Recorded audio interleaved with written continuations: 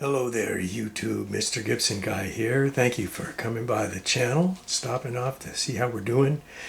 This is a new video I'm making today. I haven't done one of these in a while. This is mainly towards camera collectors and people that are interested in the history of film cameras. And I think I did one of these last year, and I picked up quite a few lenses since the last time I did this, so I wanted to kind of get you up to date. As you can see, there's quite a few here, but I'm going to take you on a little tour of what I have here. These are sorted by manufacturers, and see if I can take you through and show you what I got here.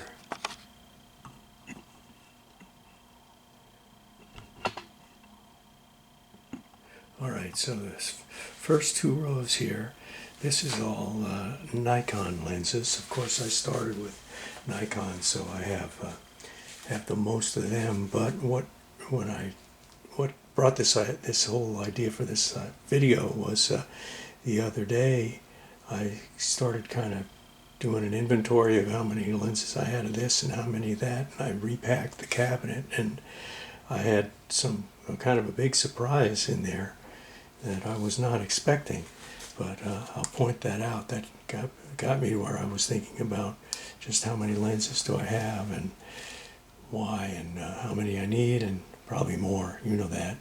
But let me take you through these here. It's going to take forever. It shouldn't take that long. This two row section here is Nikon's. The first one is a 20 millimeter f3.5. Then I have a 24 millimeter f2.8, a 24 and a 28 millimeter f2.8. So 20, 24, 28, and this is the other wide angle, the 35 f2. The f2, sometimes you get 2.8s, sometimes you get f2s. I'm surprised how many f2s that I ended up getting.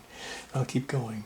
All right, this one here, this is kind of an unusual one. This is a 35 to 70 super compact zoom, and I'm not too impressed with this lens, but I got it buying something else, and I still have it. So it's a Nikkor lens, and this is one of my favorites. This is the only lens that I have that I bought new myself. Everything else I bought used. This is the 85 millimeter f2. And it's a really nice portrait lens, makes some really great pictures. All right, I'll keep going. This is the 135 f2.8, and the equivalent, the 200 millimeter f4. That takes me out to the regular focal length range. And this is one of those old classic auto indexing, but not AIS. Nikkor 80 to 200 f4.5 zoom. That was one of the lenses that made it responsible for pros to actually start buying zoom lenses. They didn't believe in them until this one came along. And this is the big guy from Nikon here. This is not the biggest physically, but it's the longest focal length. This is the 800 millimeter f8. 500 millimeter f8, sorry, f8 and 500 millimeter, and there's no aperture, no aperture in there, no curtains like that, because it's just a fixed aperture. That's what you got. All right, so that is 10 assorted lenses, not counting 50s. I'm doing the 50s separate because they're just 50s, and so everybody knows how long they are. All right, next to the Nikons, the very next is these guys right here. And this one didn't surprise me. It kind of surprised me that I was as close to the number of Nikons as I had. But I have 10 Nikkor lenses and 8 Canon FD lenses. And here's the assortment: 24 millimeter f2.8, 28 millimeter f2.8, 35 millimeter f2.8, and here's kind of an unusual one I got recently. I haven't done much with this yet. This is an 85 millimeter f1.8 So it's pretty close to the 85 millimeter f2 and Nikkor that I have here. But this is Canon FD. Kind of happy about that. That's a pretty cool lens. I haven't used it much though. Need to get it out and do it. This is my Canon 135, and this is an SC model, one of the old ones with the rings and everything. And focus a little tiny bit loose on it. This is a 135 millimeter f2.5. It's just a little bit faster than the f2.8. This is something that I got with something else, and I got stuck with it. Not one of these lenses I would use very much, although I've shot it. I took it out one day and just shot this lens, and it was pretty interesting, pretty useful. This is the 70 to 150, so it's just like a 2-power zoom. It's one of the early Canon FD zoom lenses. And let's see, I'll go to this one. This is the 200 millimeter f2.8 FD lens. I'm glad that Canon made this. Most of the companies, if they wanted to do one of these, they do it in one of their super duper ED lenses. But this one is just the regular FD series, and got that lens cap attached to it. And this is the last of my other Canons. This is the 100 millimeter f4. And this is an SC also, you can see with this. This is the 100 millimeter macro lens or macro lens, and it has the Canon extension tube attached to it also.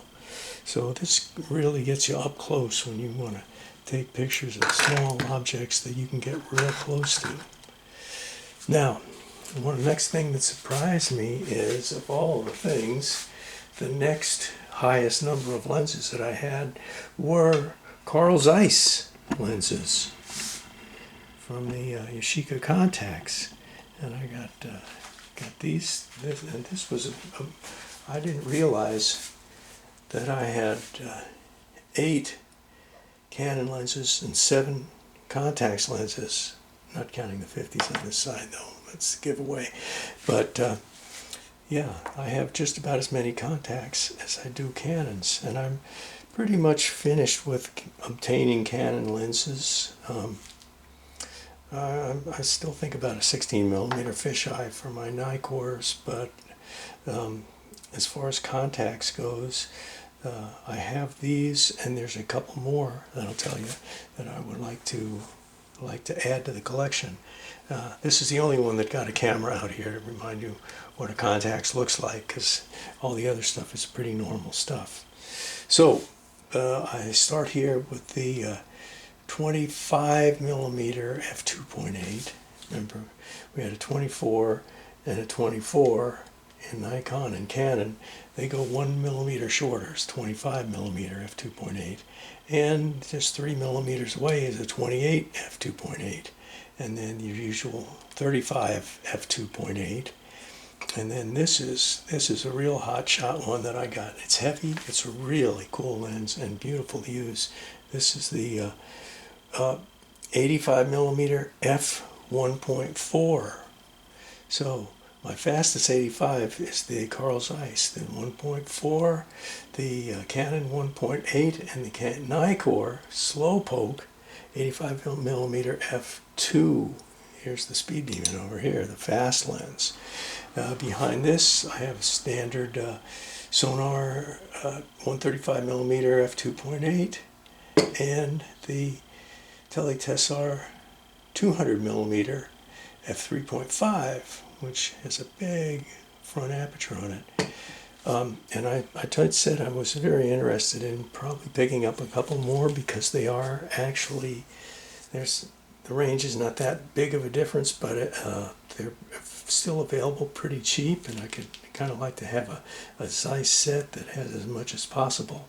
And those two lenses are a little bit smaller but faster. The 180 millimeter f2.8 and the 300 millimeter f4, which is longer. And the reason for that is that the 180 f2.8, I've seen you can pick it up for sometimes as low as $200. The 300 millimeter was just a few dollars higher than that, and two of these lenses are made in Germany. 5 of them are made in Japan, and those other 2 lenses are also available. I think the 300 was only in Germany, and the 180 was Germany and Japan. They was kind of had a mixed bag, so I could actually have 5 Japanese Carl Zeiss lenses and 4 German Carl Zeiss lenses, which is kind of cool because you can't get lenses from Germany unless you buy them, Leicas and that type, and most of those are made in Portugal anyway. Right, so that's through the unusual contacts line. Now these next ones, these are not camera manufacturers. These are lens manufacturers. And these first 2 are not any big deal. I just have them because I got them. I bought a camera and it came with them. And I haven't done a deal lately online to give them away. But this is these 2 front lenses here are Vivitar.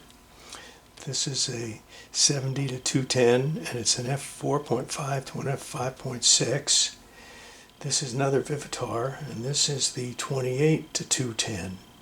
So 70 and 28. This one is not as long as this one, or not as wide angle as this one, but they both go to 210. Not any big thrill of these lenses, but I just put them in there so you can see them. And then these lenses are all my Tamron lenses. And the Tamron lenses, of course, are Adaptol lenses, meaning they have this back that you put on the lens to work with whatever camera you want it to be on. This one's set up for Olympus. I just used it the other day. All right, so I have this 28 millimeter f2.5, and it has this little adapter on it, so I can use it on any of my cameras. This one is kind of the special one here. This is a 35 to 105 zoom, and it is a fixed maximum aperture of f2.8 throughout the zoom range. Usually they have a shorter focal length and a longer focal length and different apertures. This is a fixed aperture all the way. This is one of the original Tamrons, the best friend or something. I don't know what it's called. BBAR, yeah. It had a bear in it or something, or anyone took it to a bar. This was when Tamron was first making their appearance, and they were real successful with that. And then this other one is kind of like this, but this one's the 2.8. This one is the f3.5 to f4.5, and this is a 35. Where we go? 35 to 135, as this was a 35 to 105. So it gives you like one extra close up to it. 35, 50, 80, 135. They have a lot. And then finally, in the background here, this is my big deal for Tamron, is my universal 300 millimeter f2.8, and this has that big front element on it. Oh yeah, here we go. There. So that's got some heft to it. That's a great lens, and that's one of the real thrilling things about getting back into photography is if you can get one of those. These used to always be $1,500. You couldn't get one, and I picked this one up for a little over $200, and I love it. I never thought I would own one, but I do. So how about that? I surprised myself. And then this is the what's left over. We have here, we got one interloper here. We have a Rocore, Minolta Rocore 135 millimeter, a Rocore 35 to 70 zoom, a early MC Rocore X 28 millimeter f2.5, and this is the thorium lens too. It'll set off the Geiger counter real fast. And this is an MC Rocore X 35 millimeter f2.8. And this is the oddball out here. This is a Pentax 35 millimeter f2, like I had over there. This 35 millimeter 2.8, 35 millimeter f2. And then finally the last line, because this last place here for lens collection was kind of a tie between the Olympus and Minolta. Minolta got an extra Pentax thrown in there as a bonus, but I have the Olympus 35 to 70, no, I'm sorry, 75 to 150 zoom, and I haven't used this yet. I just got it recently, but I'm looking forward to it. This is the Olympus Zuico 35 to 70. And I got 35 70, 35 to 70, and a 35 to 70, and then that funny little Nikkor lens there. And then I have the wides here. The 35 millimeter f2.8, the 28 millimeter f2.8, and the 24 millimeter f2.8. And that is the listing for the for all the different lens manufacturers, or manufacturers and company lenses from my selection here. And I'll turn over here. Ooh, let's see. Let's look up here. All right, we still got some over here. So I'll just turn it on here. I'm not going to point out each one. These are 50s. You all know what they look like.